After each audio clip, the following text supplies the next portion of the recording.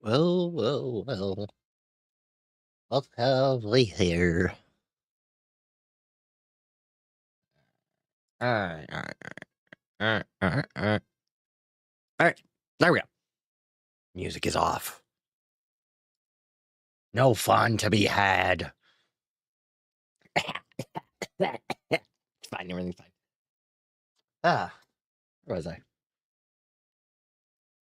Right. Welcome in to our thingamabobby here, our Sunday morning papers. Sunday morning papers. Read all about it. I apologize. I am trying to get stuff set up. I was running a little bit late this fine morning. And yeah, so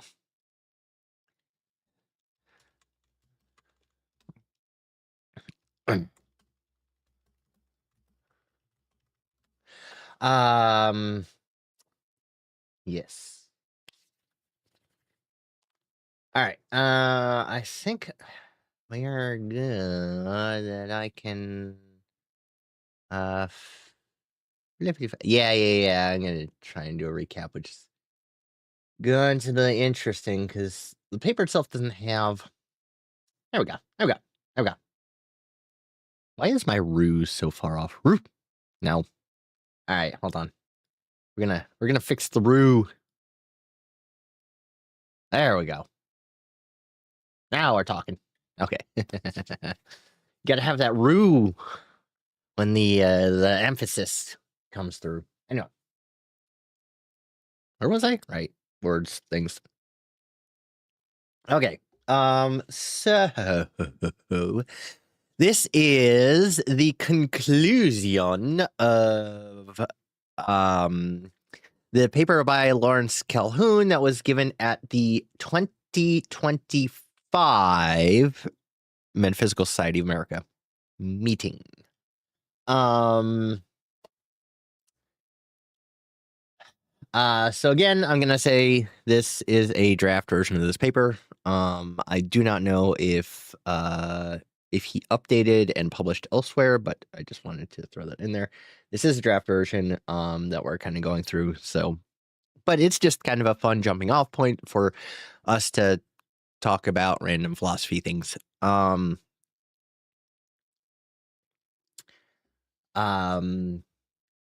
Yeah. Just to look ahead while we wait to see if anyone else is gonna show up. I don't necessarily have a next paper selected. I know someone put forward the idea of a Quine paper. That's a possibility. We could also do a science paper of some sort that is disassociated from the research that we're going through in the other streams on what day is that? Thursday streams. So I haven't figured it out yet. I don't want this to be just a philosophy segment, but I do not mind having multiple philosophy segments or multiple philosophy papers on this segment. This is just sort of supposed to be a generic catch-all of this is something interesting. And we try and walk through ideas together that, maybe I haven't seen before, maybe, but other people are excited about and want to discuss. So, yes, that's what this is. So feel free to put forward any other philosophy ideas that you may have that you'd like, or not just philosophy, but paper ideas. I'm sorry, that you may have that you would like to see here. Anyway, okay, so let's start a rolling. So we will jump down to where we were before, but first, let's do a brief overview, as you mentioned, of what has come so far. So, The primary target of this paper is kind of the application of ontological parity as a concept, kind of integrating that into the philosophical framework alongside ontological priority, which is more typically used. Right. So he makes the distinction between the two. Ontological priority is what is typically seen in places like Hegel and the typical metaphysicians, where you start talking about a sort of structure of reality, where you have some kind of grounding foundational elements, right? So think of this like a mathematical axiom or something like that, where you have everything is based on this underlying thing, right? And then from there you stack up other philosophical entities, ontological entities, whatever you want to call them, on top of each other, but all of them are based in the thing that's below them, right? So the example we talked about a little bit was molecules coming from atoms, right? Molecules are arrangements of atoms, and so molecules are in their being are dependent on the atoms which compose them. So the atoms are prior to the molecules. Now, there's another piece of this which is a little different. That molecules are uniquely different from the atoms that make them up, in not just in their properties, but in the essence of what they are. And that really has to do with the structure of them. That's why I think formal cause has a place there, but that's neither here nor there for this right now. Okay, so in general, a lot of philosophy, especially a lot of metaphysics, is looking towards the ultimate foundational, what is the most prior, what is the most the grounding subject of all of their subjects, or concept of all the other concepts. And people have come up with all sorts of ideas as to what that should be. What Cahoon wants to add is another idea he didn't come up with, but has been floating around, but is less well known, which is ontological parity. Okay, from there, doesn't really define ontological parity in this section, does he? And I would suggest philosophical meaning fall into hard categories. I do not mean reference of those terms. The term okay, real, okay. I don't think he's really defined it here, but it sort of comes out later. Anyway, so then he discusses the ways in which philosophers talk about what's real, or what could be considered real, right? Beginning with actuality, considered connected to the temporal present. So what is actual, interactable, here, now, at this moment. That itself becomes that, and the causal relations we discussed a little bit about that in relation to general relativistic concerns becomes a little iffy, but anyway. Okay, some use presence or the term existence for the actual.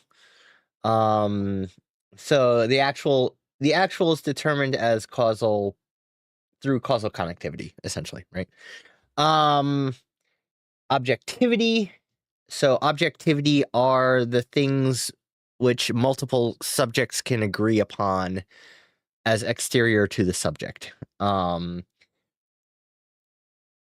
Yeah, so what is relatively invariant of, hence independent of, some set of minds, while subjective implies the inverse.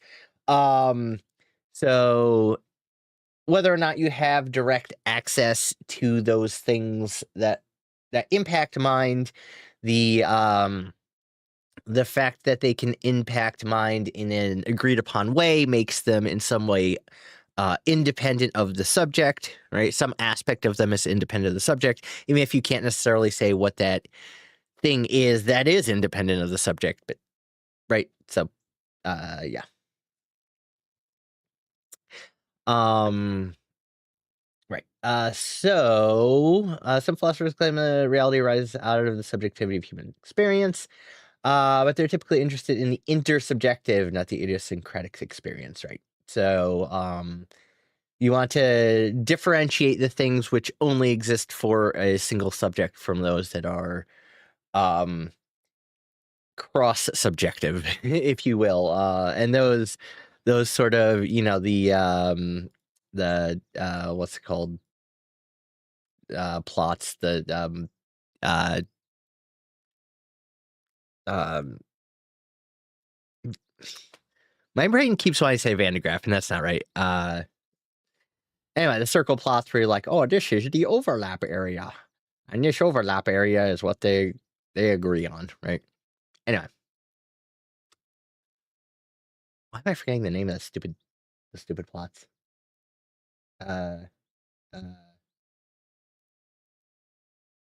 Again, my brain keeps wanting to say Van de Graaff. Venn diagrams. There we go. That's the word. All right. These two distinctions, so actuality, non-actuality, and objectivity, subjectivity, are employed every day, right? Metaphysics presumes a third notion. Some things are prior to all else in a non-relative way called ontological priority, right? That's kind of what we talked about before. So that might be being or something along those lines, right? Okay, historically, philosophers have granted ontological priority to all kinds of items: a creator, eternal forms, or the one, primary substances or their types, secondary substances, material elements, atoms, mind, capital mind, or mind's a dualism of mental and physical substances, etc., right? So that's again, it's what you would call the grounding, foundational, basic that we talked about earlier, right? There's no standard term for the fourth meaning of real. Some have tried to exhaust it by combining existence and substance, or phenomena, or events, or even primary experience. All these are too narrow. Terms beings might be acceptable if granted maximum scope. We might later say this applies to anything whatsoever that is discriminable, capable of being encountered, experienced, thought, felt, or imagined in any way, which does not mean it is produced by discrimination. That's interesting. Right. Our discrimination between our thoughts as discriminated by thoughts generated by that discrimination would be an interesting question. Anyway, it would include anything actual or non-actual, anything objective or subjective, anything prior or dependent, be they any facts, right? It's just kind of this sort of catch-all term for everything. I'm not going to say what they are, but anything. And the way of defining it is in terms of that which is discriminable. So in other words, that which can be identified as different from something else.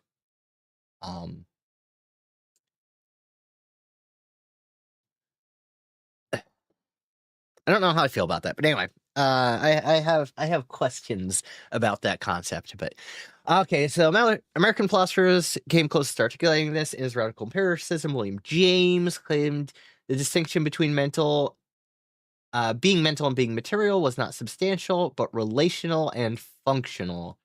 Right. So again, so it's active, and the it's in the distinction between them that allows, right? Because you can't have relation without discrimination. So that's what provides your discriminations that are called neutral monism. Okay, other realists expanded to neutral pluralism. He called anything whatsoever entity, blah, blah, blah, blah, a complex in relations, as Coyne put it. The question should not be, is something real, but how is it real? In what context of relations does it function? For Coyne, real cannot be an honorific term. Nothing is ontologically prior. Each is as real as the next. Right. So, to my mind, the one place where this is kind of a really valid conceptual mechanism is in terms of mathematics. Right? Mathematics, I believe, is unique in that way. Considering Schelling's idea of negative and positive philosophy, critiquing in part of Kant's noumena and phenomena. Okay. So what does Schelling say about the idea?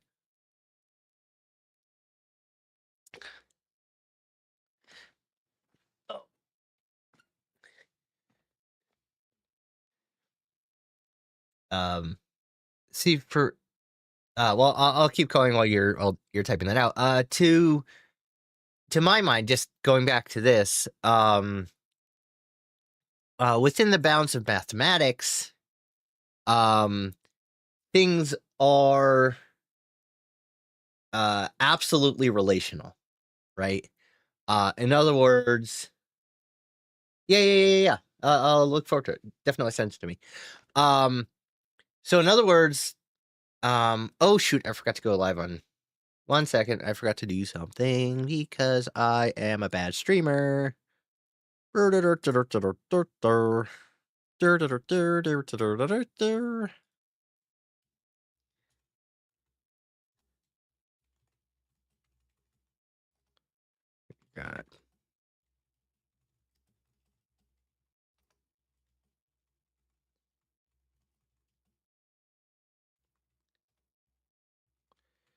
Paper. Sunday morning papers. There we go. Whoopsie days. I think you're supposed to like tell people that you're going live and, you know, try and get them to show up. Things like that. Anyway, I'm a bad streamer. All right. Yeah, so what was I saying? Mathematics, right? So this I believe is most applicable within mathematics, where all of the entities only have a relational, to my mind, have a relational existence, right? So going to something as simple as two-ness, right? What is two?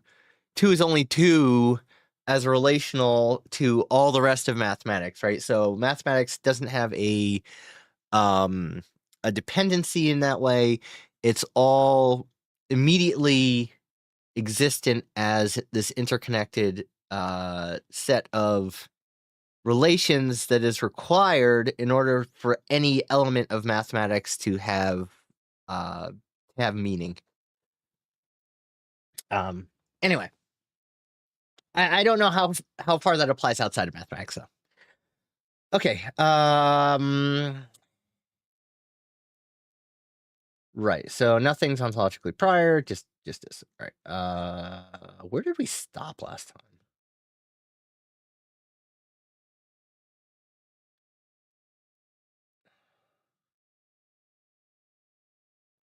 Where did we stop last time? Where did we go? Okay. I think we stopped here last. I don't remember.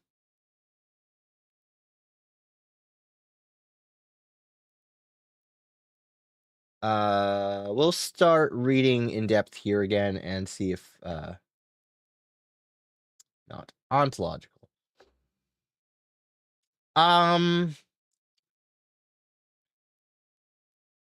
Yes-ish, right? Because logic itself has some ontologic sense, right? So, and especially logic is one would presume more deeply connected with the ontologic than something that is illogical, right? And so mathematics, the sense of right, there's always been this sort of sense of necessity of mathematics that's existed in mathematics. I think what has typically been the problem has been when people start taking that internal necessity that exists within mathematics and externalizing it. When you start talking about mathematical physics, for example, or mathematics as a descriptor, now you're no longer just internal within the logic of mathematics. Hello, Znis! Great to see you. I am so sorry I'm a terrible streamer and I forgot to tell everyone that I was streaming. We were talking about this paper that we started going through last week on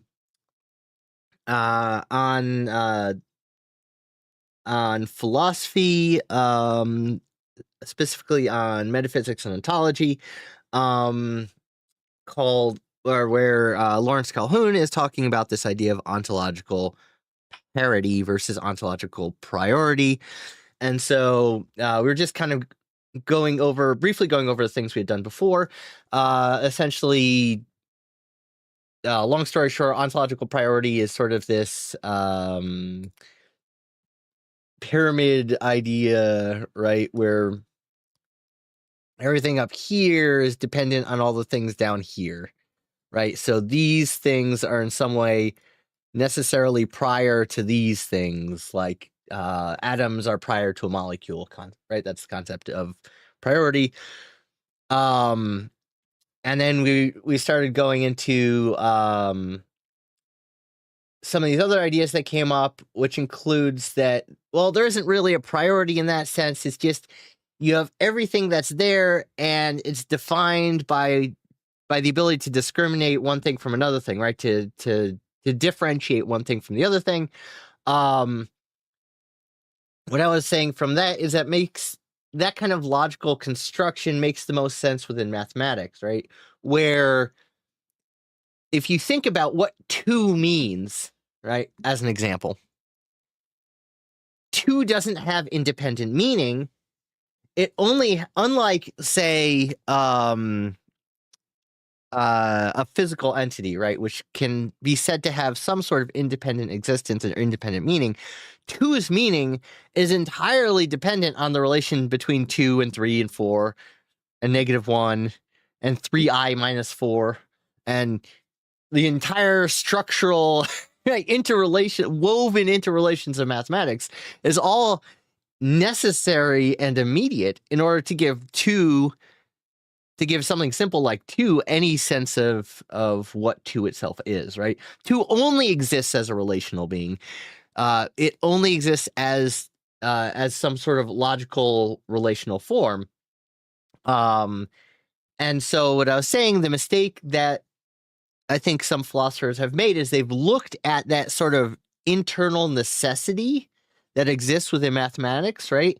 Because again, if any of the complex relationships within mathematics was not true, then it would break everything apart down to the point of 2 not having meaning, right? So the whole thing sort of lives or dies on its internal interrelations.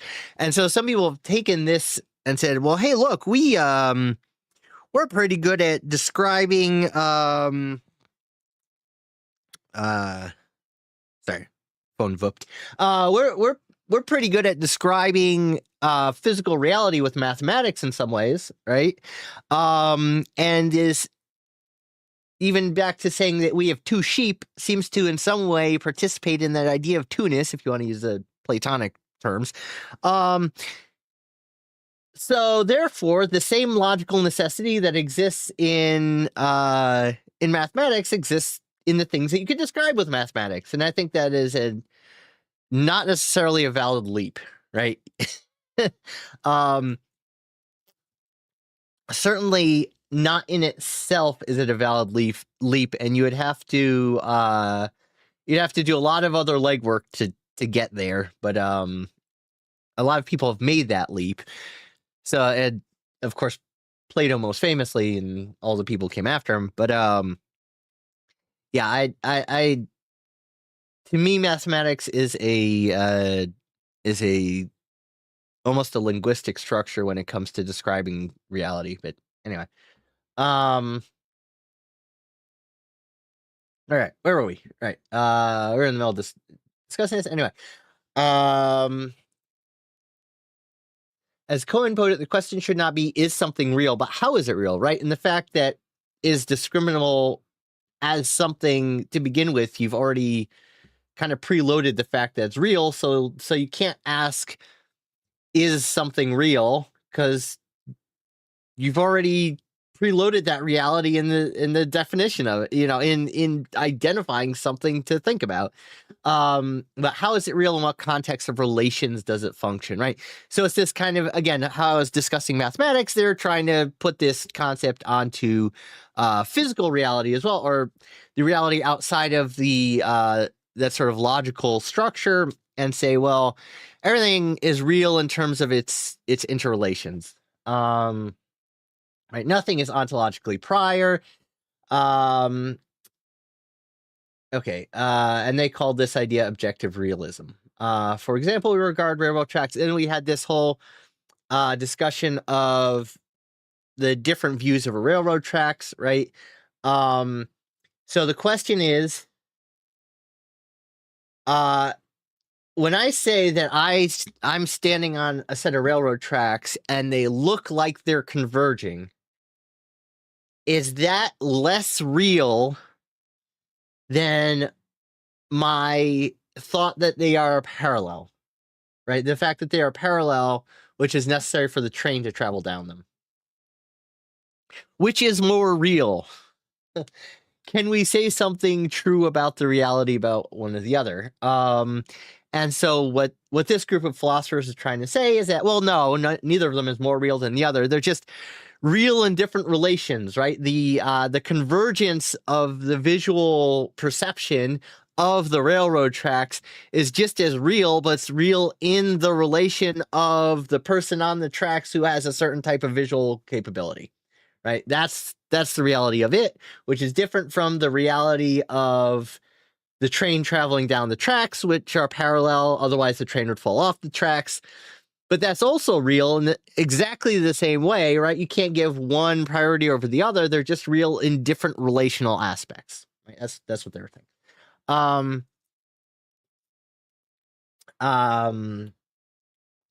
Right. So here's kind of the core concept.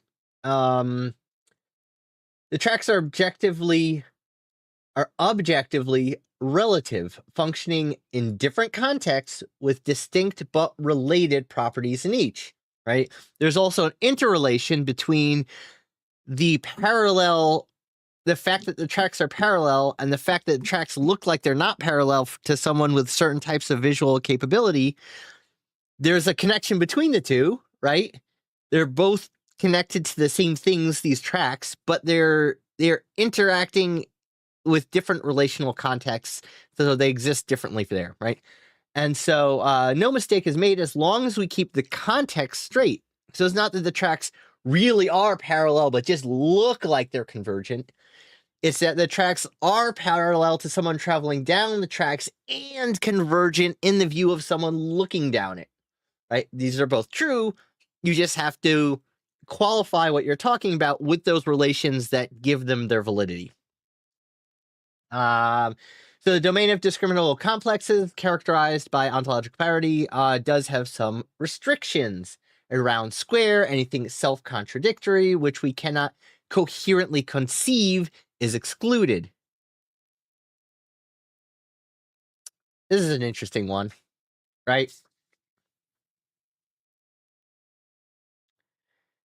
Because we can approach things that we cannot coherently conceive in and of themselves. For example, very large numbers. There are a whole slew of really, really large numbers. Graham's number, tree 3, right? There's all these mathematical constructions. which give a process towards a number which is in itself definitionally not knowable. In that the possibility of informational content within the entire universe is not enough to actually enumerate what this number is, right? It is in itself inherently unknowable in what it is because its informational magnitude is outside the bounds of what we can process or what could conceivably be processed within the universe. Right? And there's a bunch of these in mathematics that you can run into that are really fun. And there's a bunch of YouTube videos. Go search up Graham's number on YouTube and you'll find a number of different explanations as to what Graham's number is and why it's so big. So there's a way in which we cannot coherently conceive of it, although we can conceive of the mechanism of producing it. That makes sense, right? It's a limit concept that we can approach. However, is very defined in the way that it is a limit concept. So maybe it falls under the discrimination in that way. It's well defined in the mathematical construct. Anyway, I don't know. Just odd. Okay.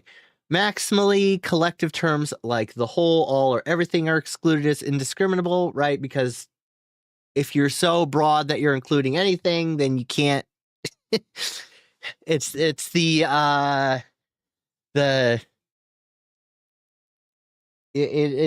you're too big that you're including everything, including nothing, then you're not including anything. But right, anyway, you get that weird circle of things, right? Where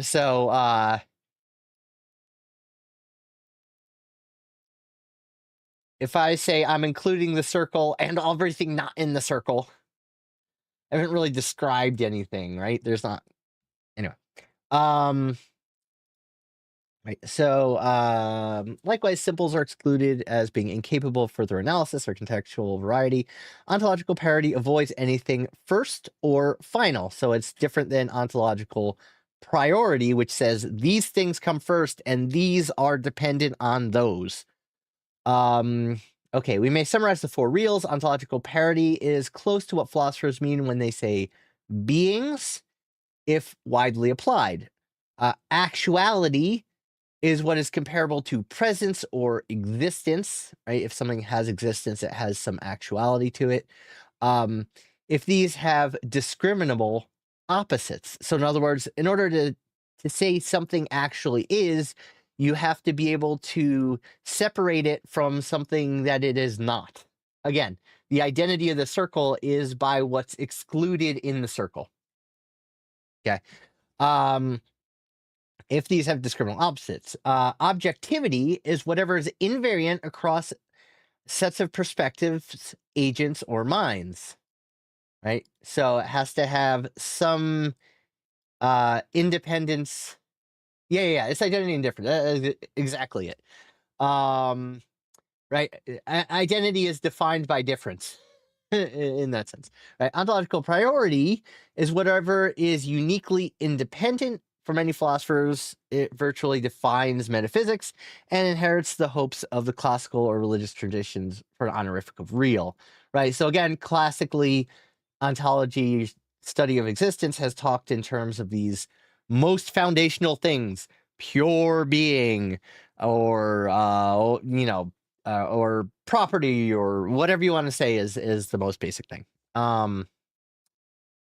Okay, so why is he going through all of this? And I think this is where we stopped last time. So the problem with ontological priority, which again is the default philosophical or the most common philosophical viewpoint, right? So what are the properties with it? Or what are the problems with that concept of ontological priority? While I would not claim it is wrong per se, ontological priority raises certain problems. They revolve around the status of the unreal. Ontological priority must declare a subset of whatever is discriminable real and another domain or subset unreal, right? In other words, inherently by trying to define some sort of grounding, you are making a difference between the grounding and the things that are grounded, or things that are not grounded, right? Or else you're not really talking about something. So again, you end up with that identity and difference problem. Although I think Hegel does an admirable job of handling this, but anyway, there are two options in understanding the unreal. The unreal could be literally nothing, or non-being, or perhaps illusion, if that is regarded as equivalent. Or it could be the epiphenomenal domain, incapable of making causal difference on the real. So what's epiphenomenal? So that's what's riding on top. So it's the idea, for example, that thoughts don't have any physical, thoughts don't have the ability to have physical cause and effect. I don't think that's true. Thoughts are based in the physical. Thoughts involve physical events, happenings, and changes of structure in the brain. So anyway, regardless, various philosophers have resigned almost everything to the unreal. From changing sensory appearances to matter, to properties or universals, to mind and or meanings. The present King of France, Mining's Golding Mountain, and Sherlock Holmes, right, various philosophers have all said these things aren't real. These are unreal. Not just aren't real, are unreal. Now, if the unreal were literally nothing, nothing could be said about it. Therefore, it need not and cannot be accounted for at all. Some claim about mere appearances or illusions. These would imply that the real utterly transcends the unreal, right? In some way, the real goes beyond the unreal. Such was held by some classical and religiously inspired metaphysics. Many in the past centuries have had this in mind when they regard metaphysics as a study of transcendent reality, so the thing that goes beyond what is unreal into reality, and hence rejected its possibility. Right? To this day, many anti-metaphysicians take this as the sole notion of metaphysics, which is tiresome. If, on the other hand, the unreal is something which a rational account can be given, then it cannot be nothing. It must be a set of beings or phenomena or events dependent on and perhaps caused by the real. But in this case, one wonders why, if such phenomena are discriminable, identifiable, and re-identifiable, and true accounts of them can be given, they should be considered unreal. If you can identify something as unreal and you can point to it each and every time, doesn't that in some sense give it a reality? You've given it an identity through difference.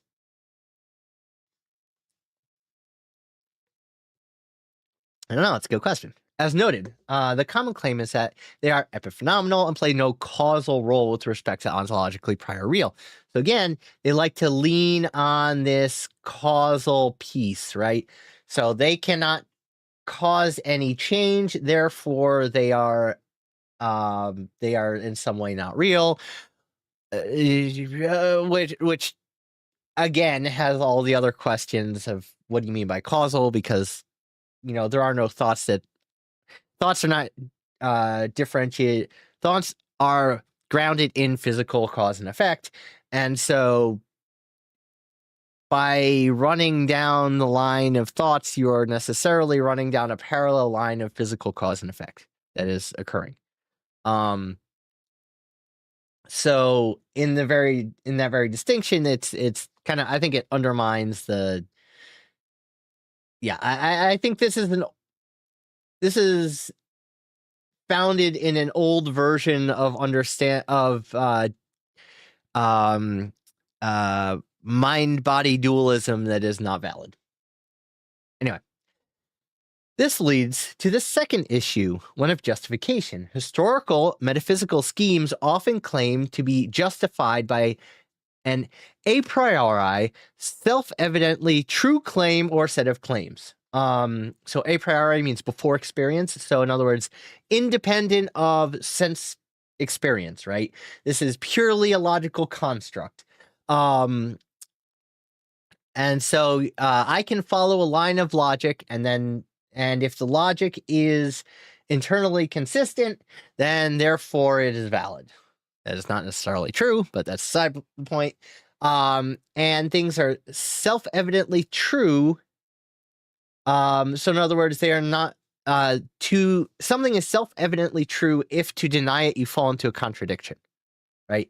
So the best example is the classic Aristotelian, I think it was Aristotelian. Anyway, bachelor is an unmarried man, right? That by definition, that's what a bachelor is. That's how a bachelor is identified. To deny that is to fall into a contradiction because you're contradicting the very definition of what bachelor is, right? So it is self-evidently true because it is true by its own definition, and to deny it, since it's kind of an arbitrary definition, to deny it is to say that the meaning of it isn't the meaning of it, which is contradictory. Okay. Classically, first principles of a subject matter cannot be demonstrated, but are cognized by some intellectual intuition. The mathematical Ordo Geometrico often informed this procedure. I assume he's talking about mathematical axioms, right? Mathematical axioms are external to mathematics in certain ways, right? They're the foundation of mathematics, but they are the kind of prerequisite logical structure on which mathematics rests. If you want to put it that way, right? And so people have tried to take that concept and apply it externally to mathematics. Today, of course, the possibility of justifying one's metaphysics by self-evident claims is largely rejected as foundationalism. Those who currently endorse a general metaphysics typically posit an ontologically prior real as an inductive or abductive hypothesis as the best explanation of all other things or experiences or phenomena. So rather than, let's see, how's that not foundationalism? Okay, so rather than going through self-evident claims, they point to some ontological priority thing. So in other words, I don't know how that gets away from that, actually, to be honest. I'm not sure how that distinction works. I'm really not. Anyway, this is fine, but still raises a problem. For in the absence of a priori self-evidence, the justification of what has ontological priority and hence is real must be based in inferences and evidence drawn precisely from the cognition of what is claimed to be outside the real from a dependent epiphenomenal domain. In other words, the only way that I can talk about something as being self-evident, in other words, to deny it is to fall into contradiction, means that I have in some way interacted with the world in such a way to where I understand what contradiction itself is and how something would be a contradiction if it were to deny itself, right?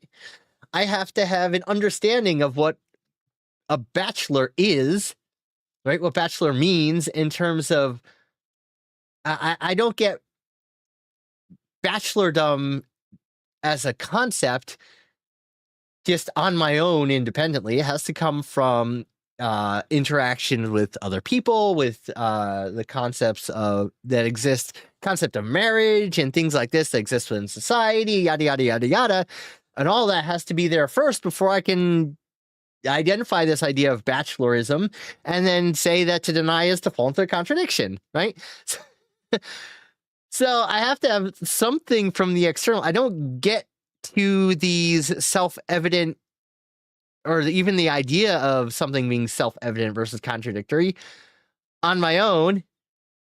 So I already have to be sitting in this other world in order to get there, which kind of undermines the whole point.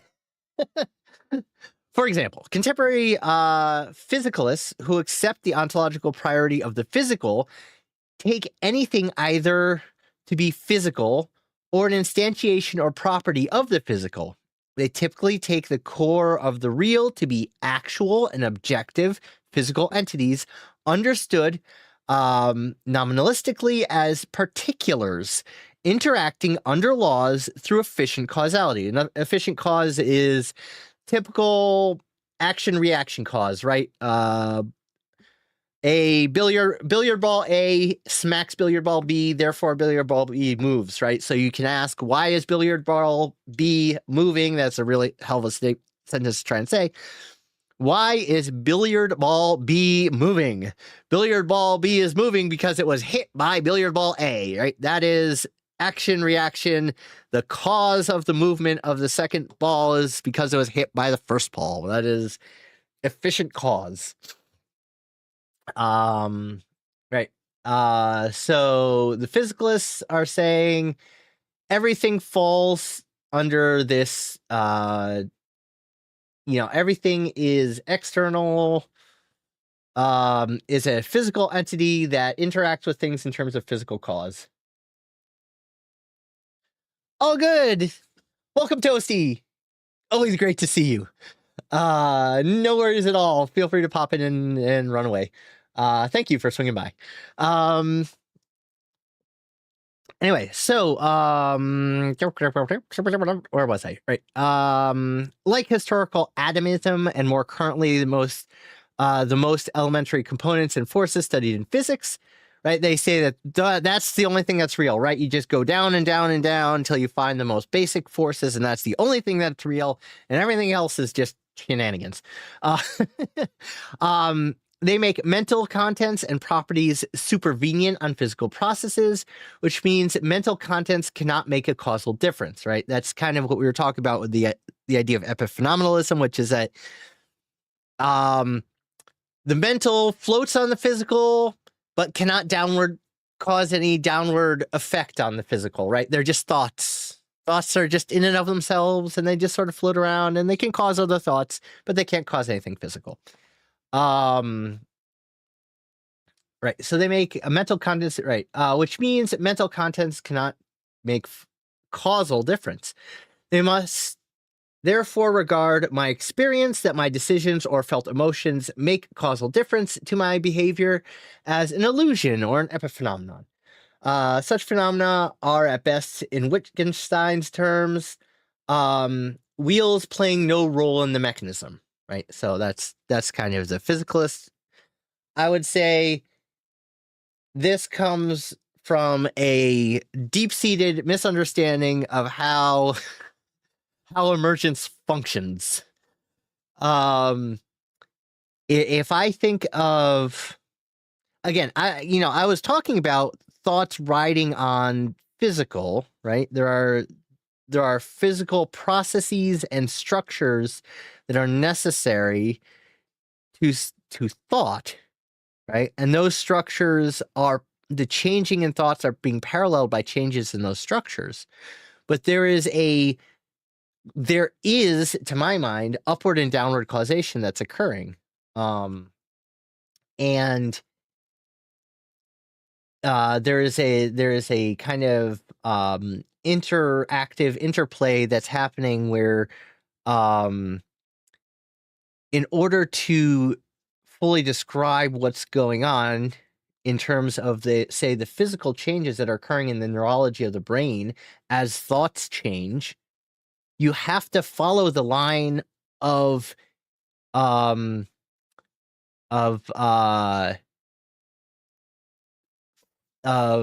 cause and effect that are occurring within the thoughts, right?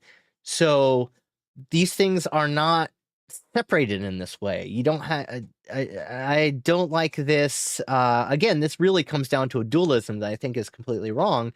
It's not that one is supervenient on the other. It's that these are integrated into them. These are in a real way the same thing or part of a greater whole that is constantly in internal process and movement and structure. And so the being of one is dependent on the structure of the other, but the structure of the other is changing based on how. So, the conscious thoughts. This is all my. I'm going down my rabbit hole, so I apologize. Feel free to disagree with me. Right. The essence, the thing that makes the thoughts the thoughts is dependent on the structure, right? This is formal cause, right? Of the neurology and the processes that are occurring within the brain. But if you're trying to ask, well, why then are the brain processes changing in this way? In pure thought, it's because the internal logic of the thoughts, as the thoughts are processing in themselves, right? There is a causal connection within the thought connection, and if you don't take into account, like, say, the progress of how I'm thinking through something, you're not going to see any cause as to why there are changes occurring in the brain, right? If you're just looking at the brain and you're not looking at the process of the thoughts, you're going to see changes occurring in the brain, but you won't understand why, right? So there are two types of causes that are constantly in interplay here, that allows, and I think that's the problem when making a distinction between the physical and the mental. I think that's a core problem to my mind. Anyway, again, that's just my personal concept of it, and you can please feel free to yell and disagree with me in the comments. Anyway, where was I? Right. A different example is the anthropic view, investigated by Kant and German idealism, later picked up by phenomenologists, pragmatists, and in different way by ordinary language philosophy and post-structuralism. For these perspectives, the processes and productions of human agency are, at least methodologically and often ontologically, prior.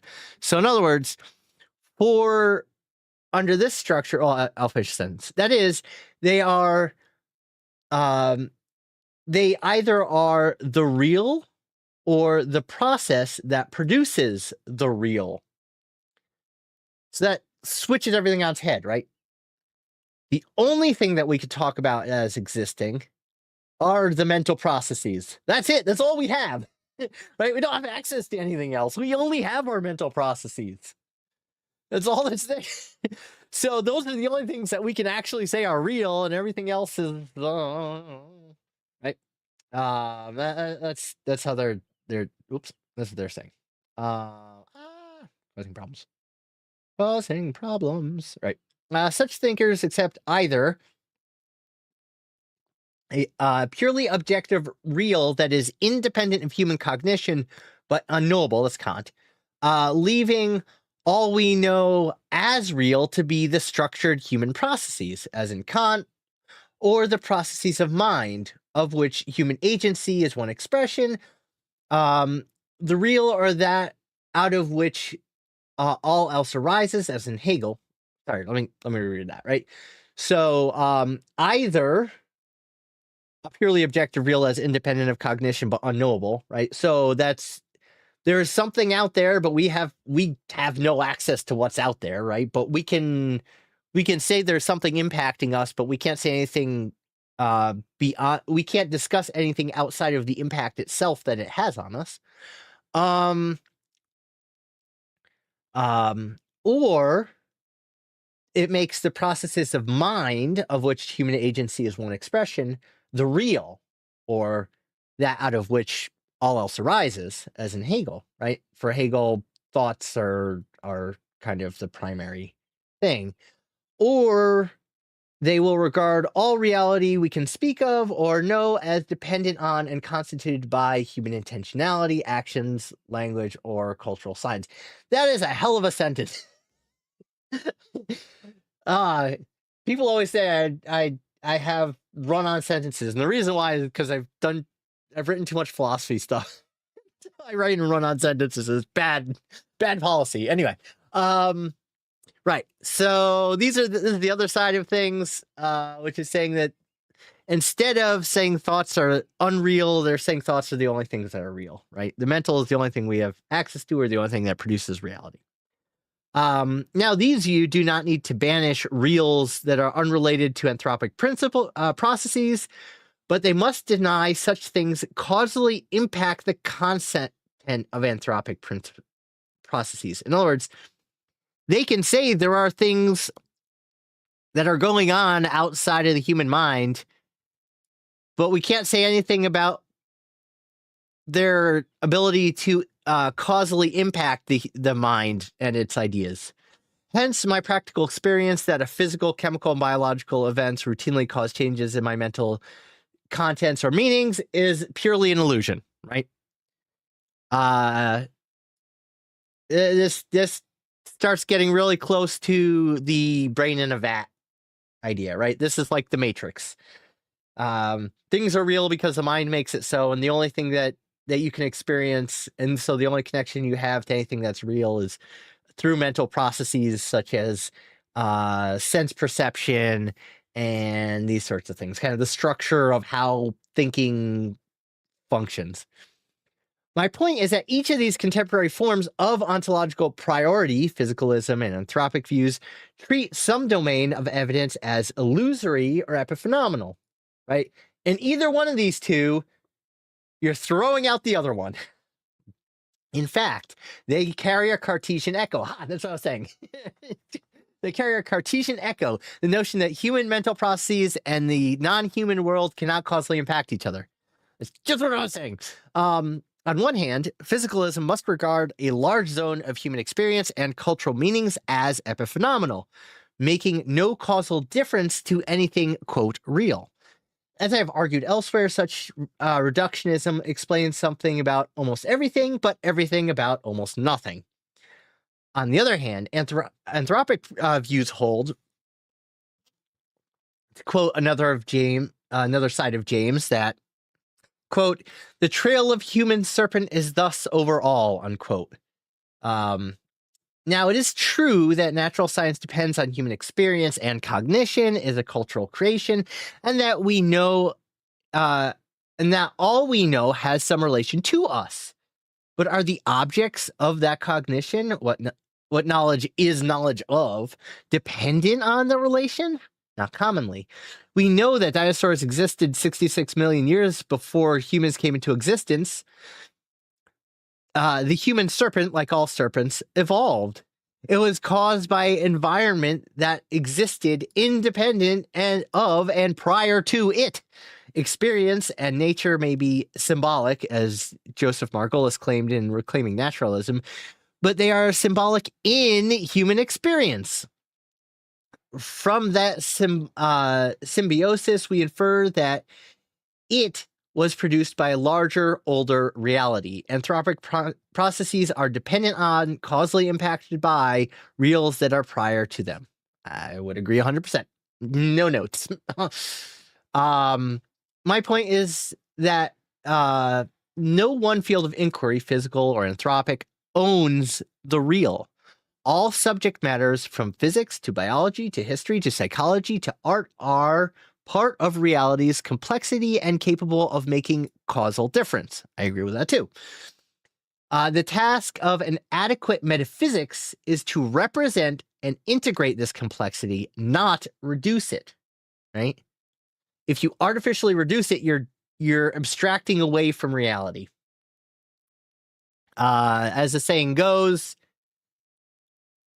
all right, all of these metaphysics, as with all of our attempts to understand the world, are constructions of models, right?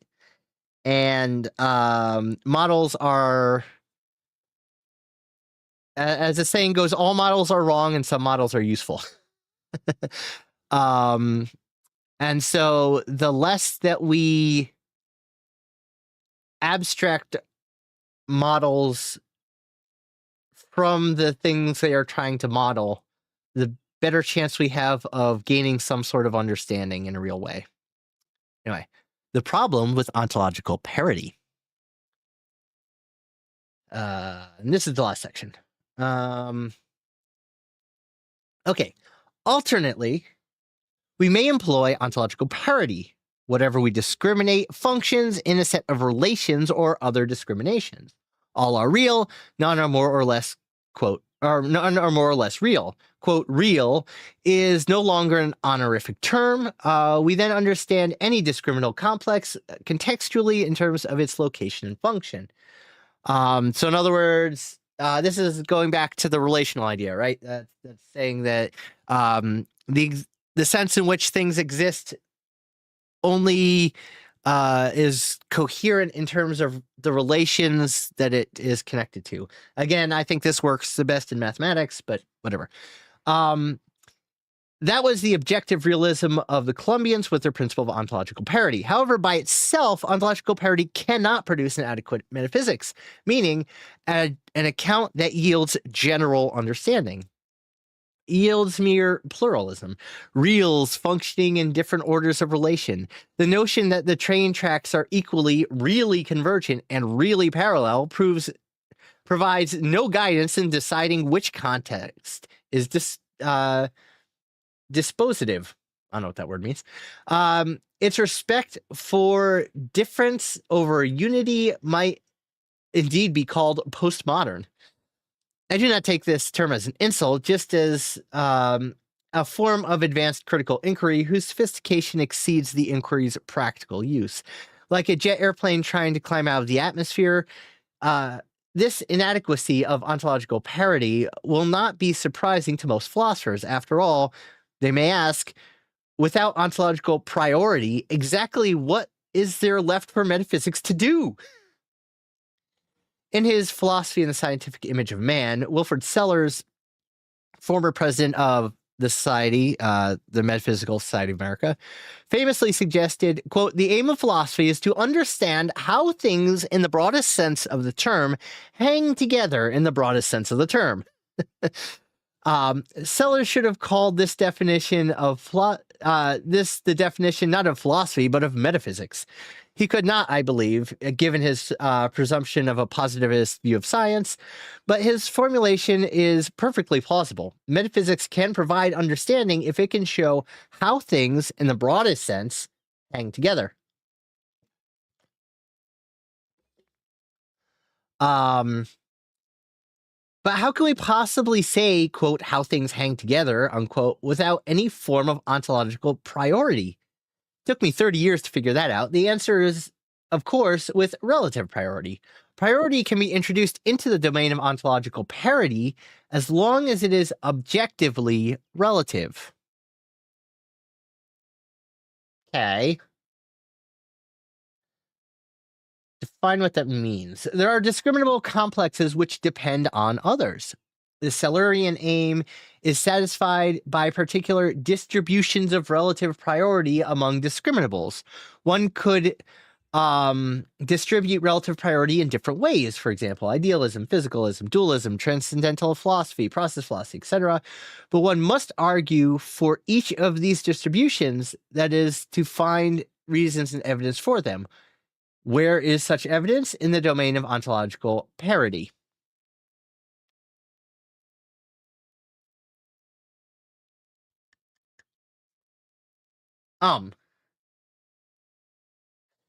Bye, Toast.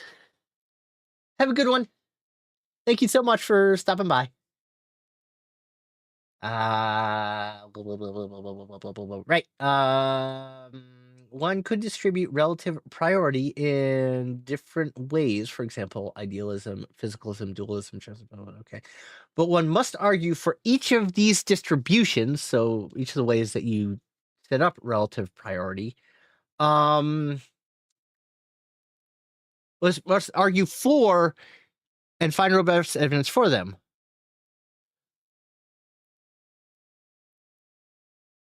Oh, wait, hold on. Let's argue. I think I had that switched in my head. Hold on. Okay, one could distribute relative priority in different ways. Got it. Okay. I had those words switched in my head. All right. So you can, in other words, what am I trying to say? Or what's he trying to say? there are different ways that you can set up the triangle of how things exist, right? You could say that, oh, let me do it this way. You could say that this is the physical, and this is the mental. Or you could switch these, right? Those are different ways of describing what's going on. But they only make sense in relational terms, right?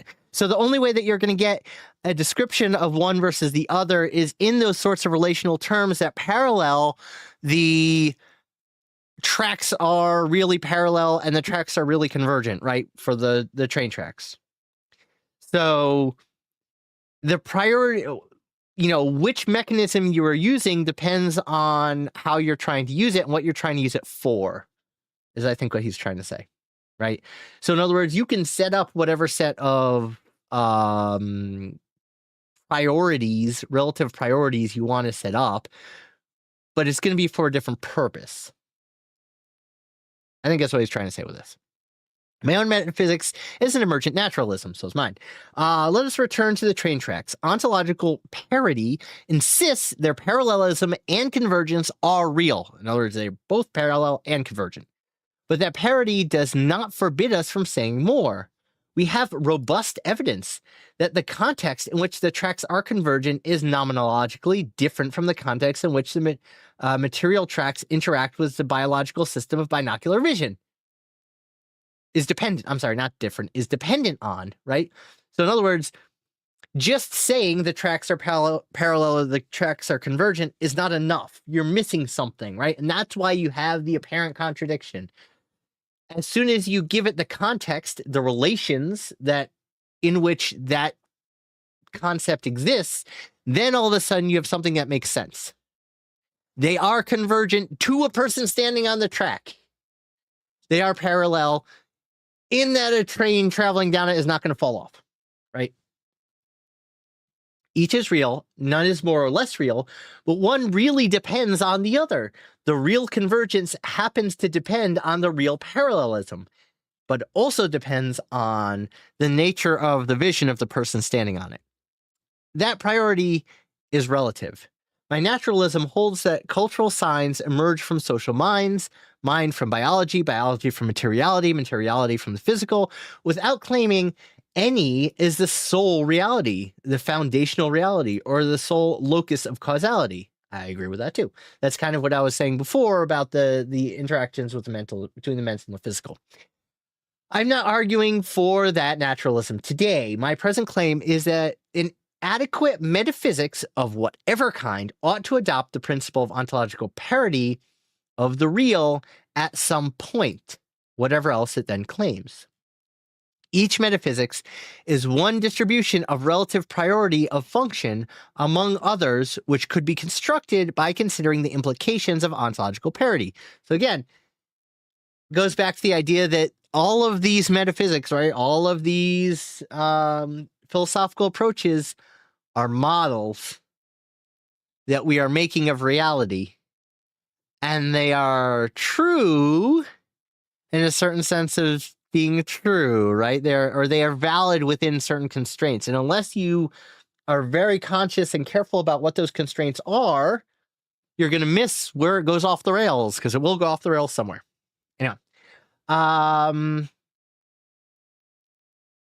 Each metaphysics is one distribution of relative priority of function among which could be constructed by considering the implications of ontological parity.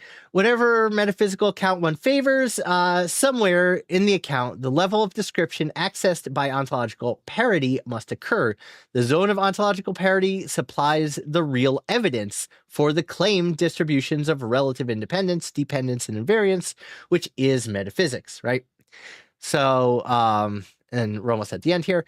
While the employment of the ontological parity is compatible with a variety of metaphysical schemes, it has definite consequences. Whatever the metaphysics one selects as the best understanding of how things hang together, there will be no collective claim about everything or totality, no ontologically prior foundations, no unreal. In this view, the entire project of reducing whatever is discriminable to some subset which alone is real is simply dropped, right? You can't make that claim. Why? Because the dependent, complex, impermanent systems of our everyday world, including ourselves, are just as real in all their properties and processes as are their simpler parts, the whole which contains them, or the anthropic process by which we encounter them. My elementary particles and electromagnetic fields, atoms, cells, organs, and experiences, my self, ecosystem, society, and culture, and all the processes and properties that are equally real and in principle capable of making a causal difference. They're all causally relevant to each other and to themselves. Okay. Whether they do in any given context requires evidence and analysis. In short, all subject matter. The question is how they hang together. In conclusion, any metaphysics stands before the bar of what is discriminated under ontological parity. That is the real we need to account for. A metaphysics attempts to show how things, in the broadest sense, hang together, using evidence and arguments from and about that domain. My naturalism is one way to distribute relative priority across it. It might be right, it might be wrong, but if it is wrong, it will be because some other metaphysics gives more adequate account of whatever is discriminable under ontological parity, gives a more adequate account of how whatever is discriminable under ontological parity hangs together. Okay. That's the paper. So again, I think it's a very interesting paper. It in certain aspects cleaves pretty close to some of my ideas, and I should actually reach out to him and have a further discussion on this. But that's why I actually got this paper after he gave it in a little over a year ago, because I wanted to talk to him about it, and then I never reached it out after the fact, because I'm a terrible person. But anyway, so that completes this paper. If there are any questions, or if anyone wants to bring up any ideas, otherwise we will close out the stream here pretty soon. Schelling brings together negative determinative philosophy with the positive, for example, practical ethical thought. By the encounter with the transcendent actuality of existence, he makes the transition from rational mechanisms of negative philosophy to the existential positive via in real change, history, and demise and intellectual wonder.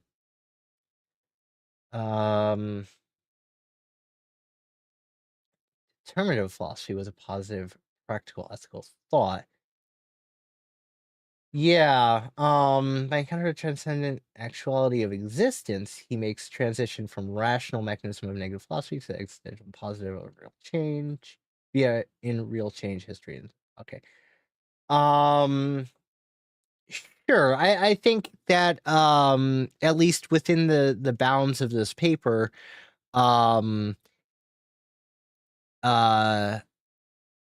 what Schelling is doing, right, is he's talking in terms of a specific set of interrelations to try and fit together a metaphysical priority that makes sense within that structure that he's trying to talk about, right? So he's talking about different types of discriminables and how they interact with each other, which exists within, which is a way of constructing a metaphysics that accounts for certain things in certain ways. But you have to, and I haven't read Schelling, so I'm kind of talking just from your comment. So the interrelations that Schelling is talking about between the negative and positive philosophy are part of the parodies that the paper is discussing. right? That's at least how I would, if I were to try and take that quote and put it into terms of this. Both negative and positive philosophy work together without denying the understanding of noumenal at the cost of phenomenal. Yeah, I would agree. I think that's what I think Larry's trying to get at, that idea as well, right? But he's doing it from a slightly different way.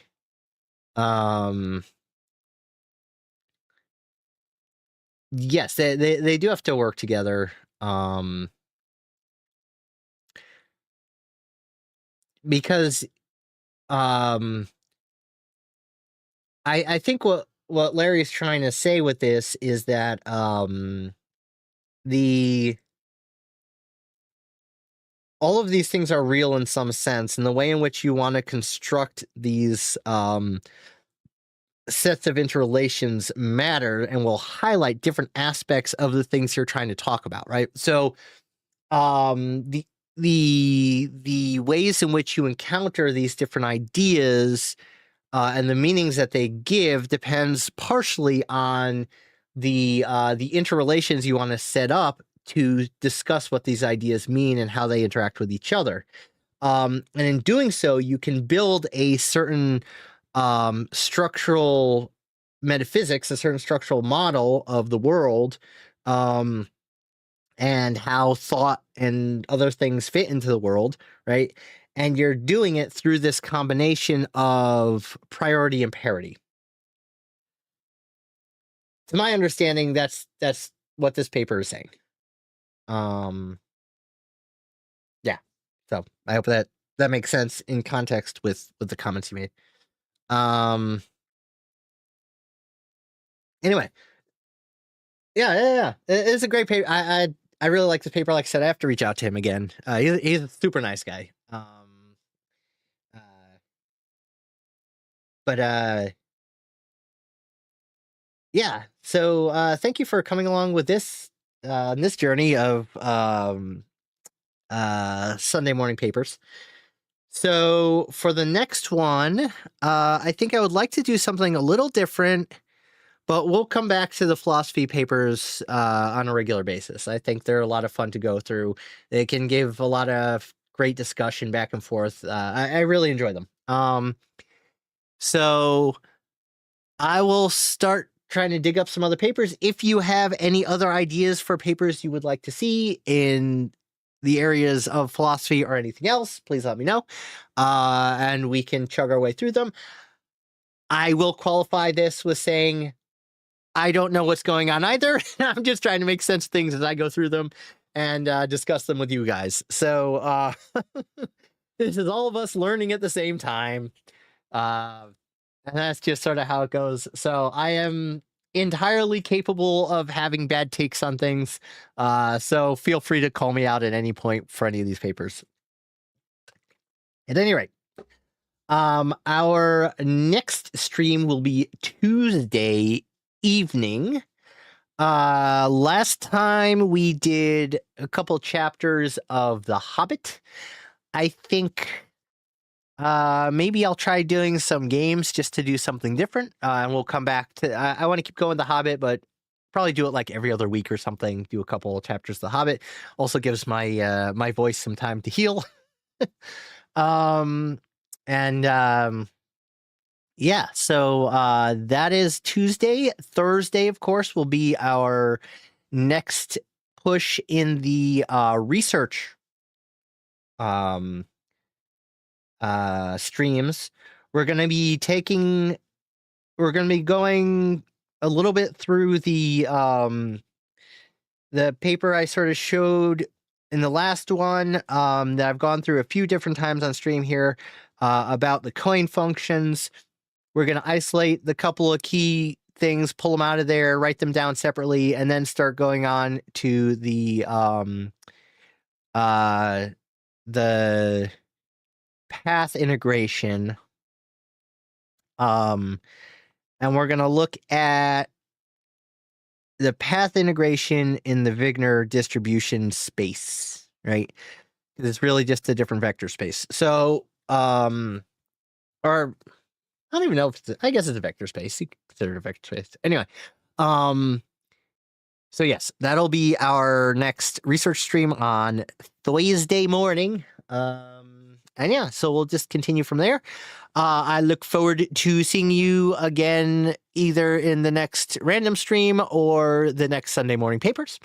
Again, if there is a paper that you would like me to go through, regardless of what its subject matter is, please let me know. I also do reserve right to decide not to go through them.